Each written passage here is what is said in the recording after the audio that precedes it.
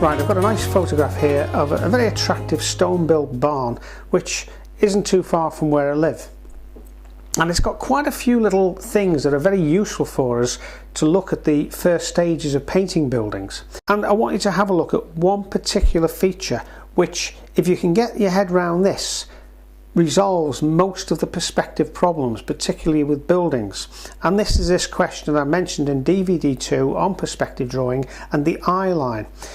You can see this line I've drawn through here, and that is basically my eye line. And all my eye line is, as I've said previously, is the height at which my eyes are looking at an object.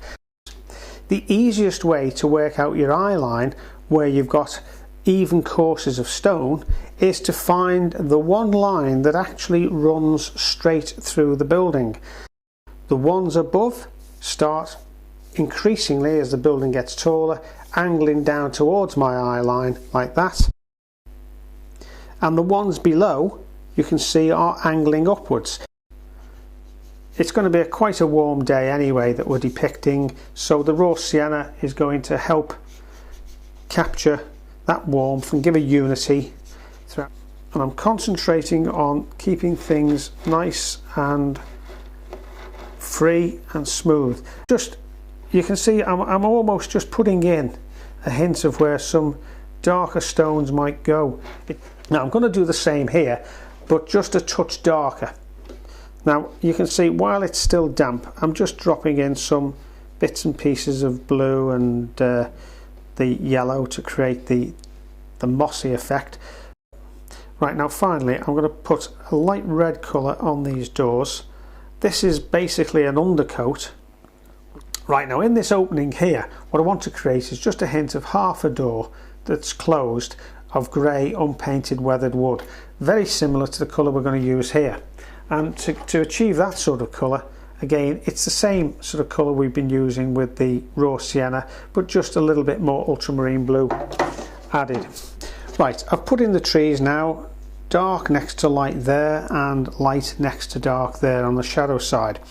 Now to make this very dark colour, I've got ultramarine and light red mixed very strong, it's almost a black, and then I've brought in some raw sienna here. It's just a completely indistinct shape, and it just gives the impression that maybe there's something going on in there, some activity that forms the main focus of the picture.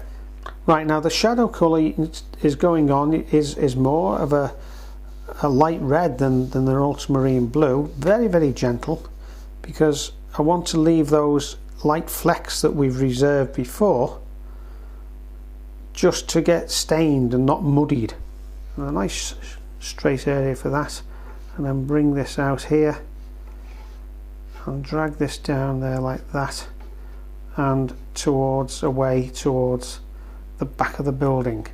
Now you can see I'm just dragging that colour in. It's going to dry off very, very light, but it gives a nice indication in the foreground.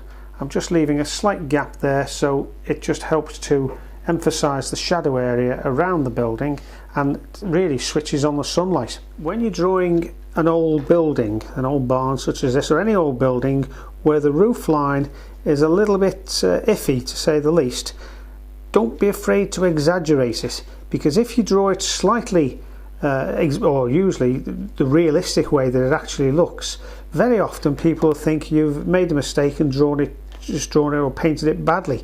If you exaggerate the dips and the humps and the hollows in it, then anybody looking at it will think, oh hang on, he couldn't have made that mistake and not noticed it. It must be like that. Now this is obviously the sunlit side, so I really don't want this to get too dark. And you can see here how we can now, just like we pick out shapes here in the foreground, we can do exactly the same with stonework here.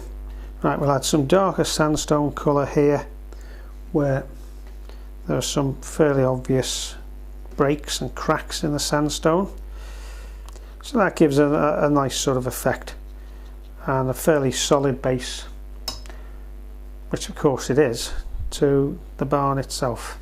And don't be afraid to go into the shadow, because you'll have things like that, stones and rocks and what have you, that are half in and half out the shadows, there, or you can create them half in and half out the shadows if you want. But as we come down, you see it's starting to hit and miss. Take out the drain pipe.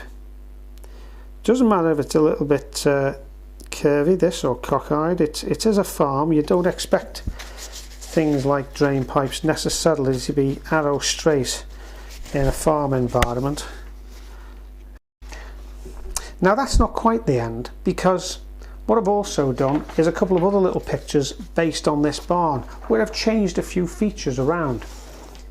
Here I've done one on blue Bockingford paper, more or less as per the colours in the photograph, but you can see I've turned it into a snowy scene. I've slightly flattened the roof in doing so, but it's given a completely different atmosphere, and being done on that pale blue paper gives it a nice, cool, wintry scene, using primarily the same colours. Now here's one where I've actually used the eye level, my eye level, I've taken at the top of the barn, you can see there.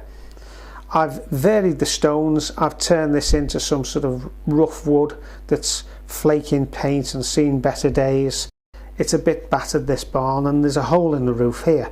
Not difficult to create with some lights that I've left as if they were the struts and the spars underneath the tiles, or where the tiles should be. So that's a completely different atmosphere.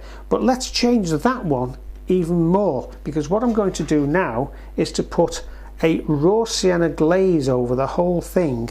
The picture is bone dry, it was actually painted yesterday, so it's bone dry, but I'm going over the whole scene as gently and as quickly as I can. As far as possible, I'm avoiding painting more than one stroke on any part of the picture. Just let's have a look at what it looked like before. Okay, so you can see even with this gentle glow that we've imparted, it's added quite a different atmosphere to the painting. Now I know it's a bit of a bravery test. If you've done a nice painting and then I'm saying to you, right now put a glaze of a completely different colour over the whole lot. So if that worries you, get an old painting that perhaps hasn't quite worked. And for all you know, you've got every chance of creating a little picture from one that you thought had failed previously.